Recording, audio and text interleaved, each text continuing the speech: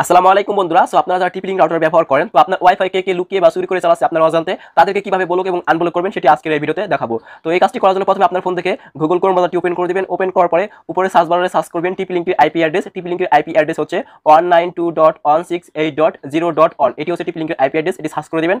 Search করার পরে এখানে টিপি লিংকের অ্যাডমিন পাসওয়ার্ড বা লগইন পাসওয়ার্ড চাবে। আপনি এখান থেকে অ্যাডমিন পাসওয়ার্ড দিয়ে লগইন করে নেবেন। তো লগইন করার পরে এই ইন্টারফেসটি আসবে। তো তারপরে আপনার ওয়াইফাই কে চালাচ্ছে তাদেরকে ব্লক করার জন্য উপরে ডান দিকে লেখা রয়েছে ক্লায়েন্ট। তো আপনি এখানে ক্লিক করে দিবেন। এখানে ক্লিক করার পরে তো তারপরে দেখতে পাচ্ছেন আপনার ওয়াইফাই কে চালাচ্ছে তার একটি লিস্ট রয়েছে। তো আপনি যাকে ব্লক করবেন, তো আমি এখন এখানে দেখতে পাচ্ছেন আননোন নামে একটি ডিভাইস রয়েছে। আমি এখন তাকে ব্লক করব। তো ব্লক করার জন্য এখানে দেখতে পাচ্ছেন এই যে ব্লক চিহ্নের মতো একটি আইকন রয়েছে। তো আমি এখানে ক্লিক করে দিয়েছি। এখানে ক্লিক করার সঙ্গে এখানে লেখা রয়েছে ব্লক। তো আপনি আবার এখানে ক্লিক করে দিবেন। এখানে ক্লিক করার পরে সেই সঙ্গে সঙ্গে ব্লক হয়ে যাবে।